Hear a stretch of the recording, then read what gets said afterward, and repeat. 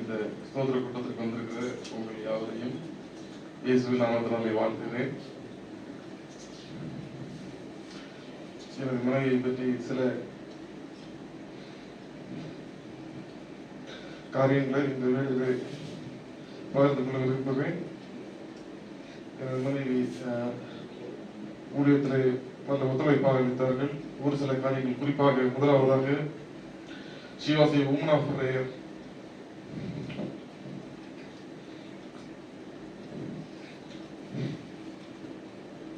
அவர்கள் அதிகமாக ஜெபிப்பது வழக்கம். 3 நாட்கள் ஆகார் தண்ணீர் இல்லாமல் உபவாசம் ஜெபித்ததுண்டு. அடுத்தபடியாக என்னுடைய மனிதத்திலே காணப்பட்ட நல்ல குணம், she was a caring person. மற்றவர்களுடைய நலனிலே மிகுந்த அக்கறை கொண்டவர். அக்கம் பக்கத்தில் இருக்கிறவங்களுடைய நல்லது கெட்டது எல்லாத்துக்கும் போவது வழக்கம். உறவினர்கள் வந்தாலும் எங்கு சென்றாலும் மிகச் சிறந்ததை கொடுக்க வேண்டும் என்று மிகுந்த ஆவலோடு காணப்படக்கூடியவர்கள். அடுத்தபடியாக என்னுடைய மனைவி உபசரிப்பதிலே ஊருக்கு போயிட்டு வந்தா ஏதாவது வாங்கிட்டு வந்து நண்பர்களுக்கு கொடுக்கணும் அப்படின்னு நினைக்கக்கூடியவர்கள். கல்லூரியில் இருந்த பொழுது மாணவர்களுக்கு விசேஷித்த உணவு கொடுக்க வேண்டும், பரிமாற வேண்டும் என்று சொல்லி இப்படியாக உபசரிப்பதிலே மிகுந்த வாஞ்சியுடையவர்கள். அடுத்தபடியாக இந்த மனைவியை குறித்து சொல்லும் பொழுது திட்டமிடுவதிலே எல்லா காரியங்களிலும் இப்படி செய்ய வேண்டும் என்று சொல்லி ஆகாரமானாலும் ட்ரெஸ் எடுக்கிறதானாலும் எல்லாத்தையும் பிளான் பண்ணி செயல்படக்கூடியவர்கள். அடுத்தபடியாக ஊழியம் செய்வதிலே சில்ட்ரன் மினிஸ்ட்ரி கொஞ்ச நாள் ஆர்வத்தோடு செய்தார்கள். கொஞ்ச நாளைக்கு நேரம் கிடைக்கும் பொழுது டியூஷன் எடுத்திருந்தார்கள்.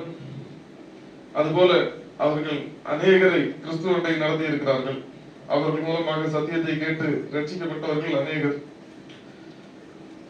முதல்ல ரொம்ப எமோஷனலா இருந்ததுனால நான் சொன்னது கொஞ்சம் கிளியரா இருந்திருக்காது. இந்த 13 வருஷத்துல என்னுடைய மனைவியை குறித்து சாட்சி சொல்லும் பொழுது அவர்களுக்கு அநேக நண்பர்கள், சமீபத்துல என்னுடைய நண்பர்கள் அநேகர் போட்டோ அனுப்பியிருந்தாங்க. அவங்க நான் திருமணம் ஆவதற்கு முன்பதாகவே அவர்களுக்கு கூட தலைப்பு என்னன்னா, நீ இந்தியா முழுவதும் போய் ஊழியம் செய்வார் என்று. அதுபோல என்னுடைய மனைவி என்னுடைய குஜராத், உத்தராகண்ட், அடுத்தது கேரளா, இப்படி பல மாநிலங்களில் ஊழியம் செய்தது. கேரளாவில் 3 வருஷம் ஊழியம் செய்திருக்கிறோம். இந்தியாவில் உள்ள அநேக மாணவர்கள் பைபிள் காலேஜில் படித்தது. என்னுடைய மனைவியுடைய ஜீவியம் அநேக ஊழியர்கள் உருவாவதற்கு அவர்களுடைய ஜீவியங்களிலே தாக்கத்தை ஏற்படுத்தக்கூடியதாய் காணப்பட்டது. கர்த்தர் என்னுடைய மனைவிக்கு சொன்னது போல, உன்னுடைய ஊழியக்காரன், உன்னுடைய கணவன் உன்னை இந்தியாவில் பல இடங்களுக்கு அழைத்து சென்று ஊழியம் செய்வாங்க என்று சொன்னது போல ஆண்டவர் என்னுடைய மனைவியோடு பல மாநிலங்களுக்கு கடந்து செல்லவும், ஊழியம் செய்யவும், ஊழியர்களை உருவாக்கவும் கர்த்தர் உதவி செய்தார். இப்படியாக கர்த்தர் அவர் சொன்ன வார்த்தையிலே உண்மையாக இருந்து இத்தனை வருஷம் கஷ்டப்பட்டதும் உண்டு. அதே நேரத்திலே தேவ உயர்வை அனுபவித்ததும் உண்டு. ஒரு டைம்ல அன்ரிசர்வ்ட் கம்பார்ட்மெண்ட்ல போயிருக்கிறோம். அதே நேரத்தில் ஆண்டவர் ஆசீர்வதித்து ஒரு சமயத்துல செகண்ட் ஏசி, தேர்ட் ஏசி, அப்படி ஏசி கம்பார்ட்மெண்ட்ல தான் டிராவல் பண்ற அளவுக்கு ஆண்டவர் உயர்த்தினார். ஆண்டவர் ஊழியத்தின் பாதையில இம்மட்டும் போதுமானவராக இருந்து என்னுடைய மனைவிக்கு ஆண்டவர் பல சமயங்கள் வெளிப்பாடுகளை கொடுத்தார். பல காரியங்கள் நிறைவேறின, சில காரியங்கள் நிறைவேறவில்லை. ஆனால் கர்த்தர் அதற்கு முன்னதாக எடுத்துக்கொண்டார்.